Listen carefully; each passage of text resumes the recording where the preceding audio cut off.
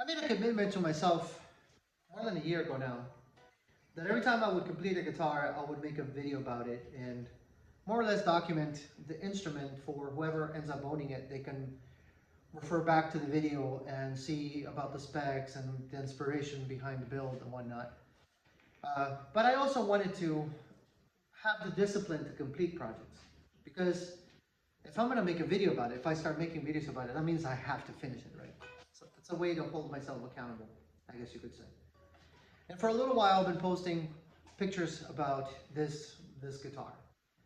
It's officially completed today. Of course, as I do with all the videos introducing instruments, I'm going to plug it up later, jam a little bit, but I'm also going to put into this video a little bit of my brother playing guitar, so you can get a feel for a really good guitar player, not a bassist trying to fake it, like, which is my case. But at any rate, this is a brand new model. It is based on a design that my brother and I have been building for many years. We call it Entropy, but it is slightly bigger than Entropy, especially this part right here. Entropy is like 12.5 inches. This one goes up to 13.5, so a whole inch thicker here. And also, it's completely hollow. The Entropy model that we have been making for a while is solid with a carved top. This is a flat top, hollow body guitar. It's a two-piece book match top with a C sound hole. I guess I'm gonna call it sounds weird, right? Because I don't want to say F hole because it's not an F, but it's a C from Cordovez. I kind of drew, to the best of my ability, what I think would be a pretty C with my calligraphy skills, and then carved away at it, and that's how it ended up. And I find it very beautiful, very organic, and I love it. Other things that I decided to do with the guitar. Well, let's talk about woods first, and then we'll go into my experiments. This is a spalted teak top. The locals call this white teak. I don't know exactly what it would be called internationally, but here it's called white teak, and it's a spalted wood that I had in my grandpa's barn. That I think it's beautiful. It kind of looks like stone, which is why I love it so much. The back is a wood called Colorado, which is a wood that is pretty much white, and it's of course painted that color. This cap, this electronics cap here, I'm probably going to change it. There's nothing wrong with it per se, but I think it should match this color, so I'm probably going to make it again and make it out of this mahogany here. This is a different species of mahogany, and you can tell. Not that it just doesn't look bad, but I think I can look better. So I'm probably going to make another cap there.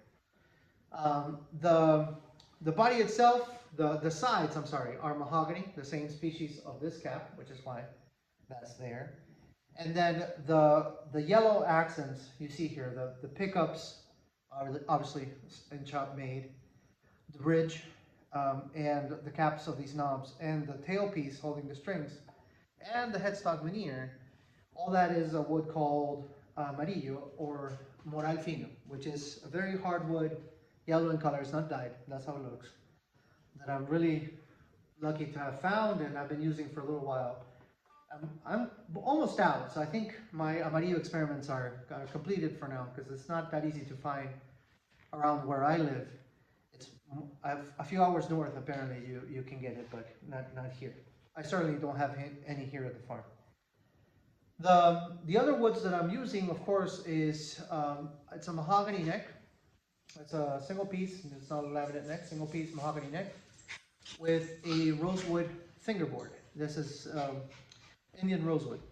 This wood I actually brought from the States when I was moving here, and I've had it sitting there forever, so I finally got around to using it, and it became this neck. What else can I tell you about the woods? I told you about the knobs. The knobs are made out of the same white teak, spalted white teak on the sides, and then there's a cap on them made of moral fino, of this same wood. To kind of now, if you are a good observer, you will see that these two knobs are yellow, and this one does not have a cap. And I'll talk about that a little bit later, why this one is obviously different. And it is because I need the user to know it's not part of the normal thing about guitars. The nut is made out of deer antler. I still have some left. I want to show this on my videos too, so you can see. This doesn't hurt. I'm not hurting any animals. I think I have to say that because some people freak out about it. You can find, if you walk here in the forest, you can find deer antlers, and when I find them, this is material for me. So the saddle, the nut is made out of deer antler, and also the saddles. The bridge, as you can see, it's an offset bridge made out of moral fino. These are brass inserts that hold it in place. Obviously, I antenated it before fixing it in place. And these are deer antler saddles. And all right, so let's talk about the electronics a little bit, and then of course I'll shut up and I'll play some riffs on the guitar so you can hear the tones. Like I said, I'll splice my brother in there so you can hear a real guitar player play. But let me talk to you about the pickups first. These are single coils. They are not noiseless pickups. I happen to like the Strat sound, and if you are a traditionalist, not to say that I am, but I do like the traditional tone of a Strat, then you pretty much don't get bothered by the hum. Now, that being said, there's ways you can mitigate the hum on a guitar, and which I've taken actions which I've taken with this guitar. So there's besides the pickups being wound in opposite polarity, so that you can do hum canceling in the center position. I actually have a Faraday cage on the electronics and right behind the pickup to help with outside noise. These are Omnico 5 single coils made by yours truly, and they are Stratty type spec output. I think this one is a 7.2 and this one's 6.8 or so ohms. And I know that's not the only measurement, but you know, just if you get an idea. I think once you hear the guitar, you'll know exactly what I mean about the Stratty tones. I'm using 500K pots, and of course I have a volume control. This is general volume. It affects both pickups. A three-way switch. It's a mini three-way toggle switch. Obviously bridge, both pickups and neck pickup, and then I have a tone control. I did something which I think is, again, inherited from the Stratty world. This tone control only affects the bridge. And I did that because single coils on the bridge position tend to be a little rowdy, a little too harsh at times, and having a way to control it with the tone makes a lot of sense. But maybe you want to go back and forth between neck and bridge, dialing in that bridge tone. And this is something my brother does quite a lot with his Strats, so I did it on this one, and I think it's working out great. Now this is the surprise of this guitar. On the back of this top, I actually carved away a section right here and made it about 5 millimeters thin, right behind the bridge. And why did I do that is because I actually installed a piezo on this guitar. So this guitar has an acoustic piezo passive pickup. Now, why would I do that? Well, there's a guy named Peter Malinowski, I'm probably not saying that right, who has been doing it for years, and I'm really a fan of his work. I think his guitars are beautiful and they're very artistic. If he ever sees this video, props to you, man. I'm a fan. But he uses piezo pickups on his electrics, so I decided to experiment and give it a go. And this is my first time using one on an electric guitar. The results are very interesting, very cool, and I'll show you about that as well. All right, so I'm gonna go ahead and plug the guitar. We'll turn the camera around, and you can hear some of the tones I can get out of it, and then my brother playing with it too. In a clean setting, this is the bridge position tone all the way up.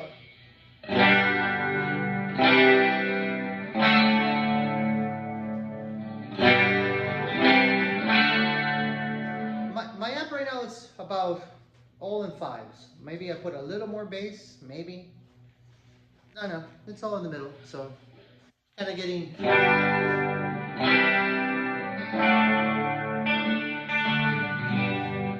All right, this is going to be both pickups. And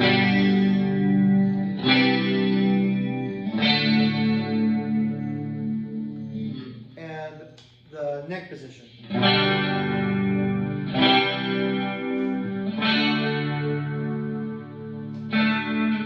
I think the neck sounds beautiful. Anyways, so let's play around with that special knob, the one I was mentioning earlier. This is adding onto the main pickup signal a piezo. So if it's all the way off, then it does nothing, but you can blend in a piezo slowly into your tone. So for example, if I'm in the middle, this is both pickups, all the way up. And listen how the tone starts to change as I blend in the piezo.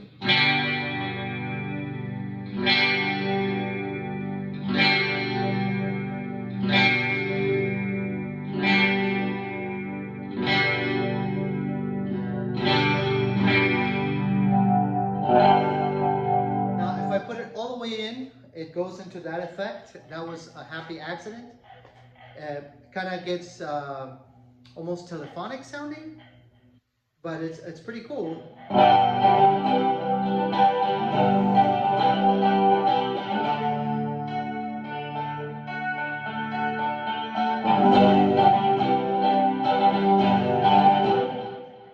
think some people recognize that song. Now I'm going to go on the gain channel, and then we're going to do some tones there too. Obviously, using the piezo on gain is kind of tricky. As you might know, if you add gain on an acoustic guitar, the feedback goes out of control. But you can also use it, and I've been thinking about this, I've been trying to do it, and getting a little bit of away with it, just a tiny bit. Putting a little bit of the piezo just to get, so I have that sustain on the guitar. So let me go ahead and put some crunch.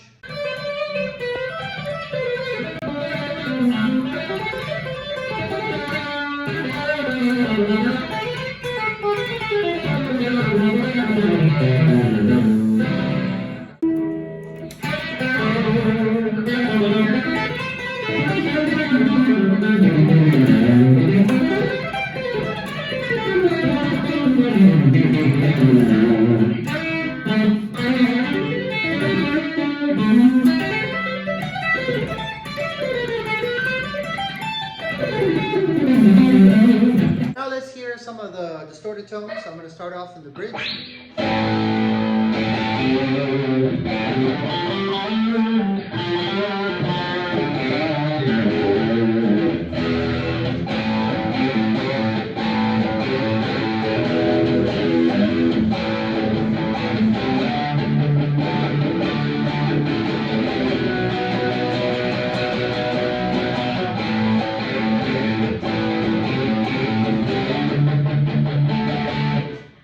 This is going to be both the pickups, so this is hum canceling.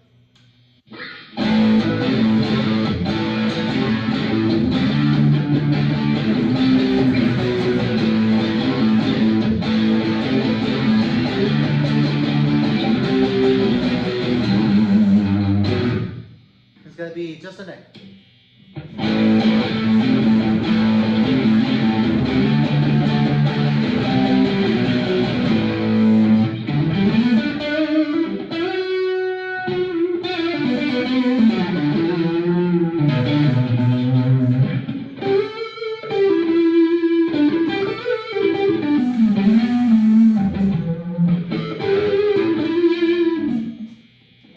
And then the experimenting with the, like I said, with the piezo, check this out. I'm going to add a little bit of it.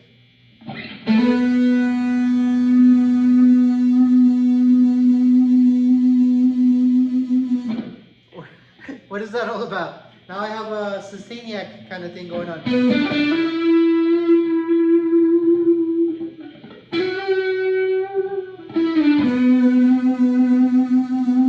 And that's what's happening there is real simple. There's the feedback because of the sound making the piezo vibrate again. So a cool little thing to experiment with. Okay, so if you made it so far, thank you so much for your time, for checking out the video. If you would like to see more of my little guitar building experiments and adventures, go ahead and hit the subscribe button. That would be an honor for me. And if you like this video, go ahead and give me a like. That way the algorithm knows to show it to other people. All right, until next time, and be good.